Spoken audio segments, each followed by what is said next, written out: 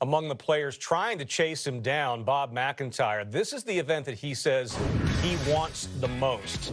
Go back to last year. Rory McIlroy birdied 17 and 18, ends up beating McIntyre by a shot at the Genesis Scottish Open. This was McIntyre in front of McIlroy, playing the 18th, trying to become the first Scotsman since Colin Montgomery to win his National Open. He did get close. He made that for a 64 on the final day Sunday. To today, entered the round 8 under, 4 off the lead after a birdie at 3. This was at the 4th. Yeah, pretty decent lie. Dug this one out. Love the rhythm of this golf swing. Real high finish. Lofts it up there to that front hole location. Beautiful shot there.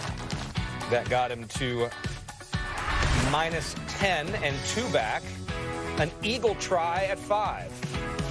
Yeah, drove it on the green here. This is just under 50 feet. He's chasing it with his eyes. Watch this reaction. The crowd's into it. Little fist pump. Nice. 12 under. He's tied for the lead. McIntyre now on the par 4 7th from 188. Yeah, lofts this one up as well. Trying to hit a little bit push fade in there. Does just that. Greens are soft. No wind. Takes it right at it. Nice shot to 10 feet. Make birdie. At that point, he's got a 1-shot lead over Åberg. A birdie attempt at 10. He said he wants to win this so bad. The crowd's getting into it. He's getting kind of fired up there. Nice putt. 14 under after that birdie. A 15-footer at 15. Well, the hole has to look like it's as big as the hole, 10 feet wide. But nice putt there. Another one. That was from 15 feet. To minus 15. And then the par 5 16th as the crowd is really getting into it. Second shot from 258. Yeah, kind of a blind shot, trying to hit another one of those little push fades, and he's following it. He's chasing it. Not quite Sergio on that, doing the kick, but he knows it's good. Great result there. 2-putt birdie gets him to 16 under, but he made a bogey at the 18th, as mentioned. So minus 15 and 2 back. Adam Scott played with him on Saturday, said, playing golf in Scotland is fantastic, but playing with Bob today was really special, trying to hang on to his coattails while he was running hot. Rex Hoggard with Bob. Thank you. Joined by Robert MacIntyre. Almost a perfect round. His third round, 63. Put yourself right into it. How special is it to play that round of golf in front of that crowd? It's brilliant. Look, any time you can shoot scores like that is good, but to do it in front of a home crowd when you're kind of needing to make a decent move on the field, it's extra special. But to have the support of the home crowds is just, it makes this week even more special. You're going to get asked a lot about the pressures of trying to win this event. It means so much to you. Did you learn anything maybe at the Canadian Open or maybe even this year, last year at this event, that you can use on Sunday? Yeah, I've learnt a lot. The Canadian Open win wouldn't have happened without the mistakes I made at Myrtle Beach, the mistakes I've made in previous tournaments back over here. And obviously I done well at the PGA, hanging in there and finishing it off the way I did, and then obviously Canada. But there's so many experiences I can pull off. Last year it got snatched from me. I didn't really lose it. Rory took it from me, but look, we go and control ourselves, and I think I've been doing that really well for the last probably 15 weeks. I've controlled myself as well as I possibly can, and tomorrow that's all I've got to do. After today's round, how much confidence will you take into the final round? No, look, confidence has been high for quite some time now, and tomorrow's another day. Don't know what the weather's going to do, but all I can do is commit to every golf shot as well as I can and accept the outcome. And I've done that well so far, and hopefully we can do it again tomorrow.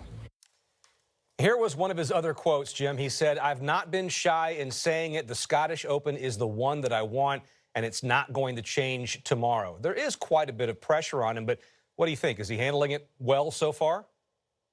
He has handled it well. I think that he's learned from those past experiences. He had his dad on the bag at the Canadian Open. What a memorable week there. But I remember at Myrtle Beach, I followed him. I think it was the second round or the third round, and didn't quite get it done there. And you learn from those mistakes you made along the way. But remember, the last guy that finished second here and went on to win the next year was Ian Woosnam back in 1990, and he only got to win here was Monty in 1999. So there's all those pressures, but we got to go back and look at some of the key shots that got this done today and got him on that roll. And let's go back to 5. And we talk about this hole. It's drivable. It's 332 yards. He's always hit a little bit of a fade today, And this is a good-looking shot. He's following it. Adam Scott's watching it. Why wouldn't he? Kicks it, needs to come up over the slope. Boop, there it is. Came right over to that slope, and that gets to about 50 feet. That's kind of getting everybody kind of fired up. He's got a good chance to make the eagle after driving the green. Now, we saw this just a little bit earlier, this from 50 feet. And I love the way he holds the finish, following it with his eyes. The crowd is into it. Bang, he's got the eagle. And that just got him going in another direction. Look at that run. Back-to-back birdies with that eagle. Let's go to 15.